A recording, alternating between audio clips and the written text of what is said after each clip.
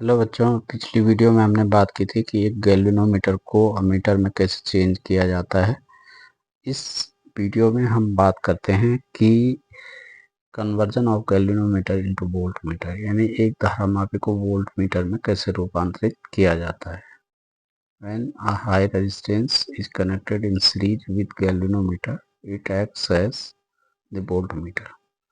जब एक high resistance को गैल्वेनोमीटर के साथ में सीरीज में श्रेणी क्रम में जोड़ा जाता है तो ये एक वोल्ट मीटर के जैसे कार्य करता है। तो जो रेजिस्टेंस की वैल्यू होगी, the value of resistance depends upon the range of volt meter.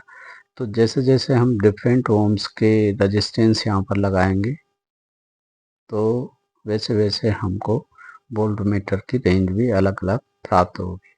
अब इसके लिए जो फॉर्मूला ड्राइव करना पड़ता है वो करना पड़ता है कि कितने ओम का रेजिस्टेंस हम लगाएं कि वोल्ट मीटर की रेंज हमको मिल जाए। अब इसके लिए क्या करते हैं कि किरचॉफ का सेकंड लॉ का यूज़ करते हैं। एक मेश बनी हुई है, इधर से करंट आ रही है ए पॉइंट पे, जो करंट इस आर्म में आएगी जिसमें कि गैल्वेनोमीटर और रेजिस्टेंस लगे हुए हैं, इसमें इसको IG मानेंगे। मान लीजिए ये करंट IG है, तो किरचॉफ के सेकंड लॉ के अनुसार जो पोटेंशियल डिफरेंस है ए और बी के बीच में, V बराबर हो जाएगा IG bracket G plus R। जो कैपिटल G है, मैंने गैल्वेनोमीटर की कोयल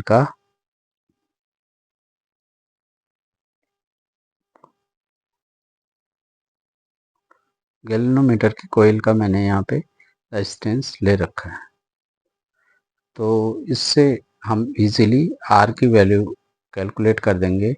R इक्वल टू होगा V minus IG minus G upon IG, और इसी को लिख सकते हैं V upon IG minus G। बहुत सिंपल है, कोई इसमें कठिनाई होगी नहीं। तो इससे स्पष्ट होगा कि जैसे जैसे हम अलग अलग वैल्यू के रेजिस्टेंसेस यहाँ पे लगाएंगे, वैसे वैसे जो वोल्ट मीटर है वो अलग अलग रेंज के बनते जाएंगे।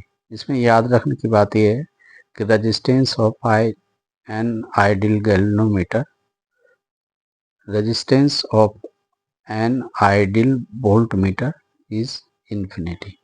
तो जो आइडियल जो गैल्वेनोमीटर यहाँ पे लिखा हुआ है वोल्ट मीटर है, जो volt meter ideal volt meter होगा उसका रेजिस्टेंस हमेशा इन्फिनिटी होगा। ये क्वेश्चन अमूमन आता है। और जो रेंज निकालने के लिए आती है या कितने का रेजिस्टेंस लगाए, इन कितने रेंज में कन्वर्ट करें, तो इसके लिए जो फॉर्मूला है R equal to V upon IG minus G, इस फॉर्मूले का यूज करेंगे। बहुत सिंपल है, आप सिंपल जो है जो सर्किट डायग्राम है उसको याद रखेंगे तो फॉर्मूला अपने आप आ जाएगा, कोई इतना कठिन नहीं है। तो ये थी हमारी आज की वीडियो।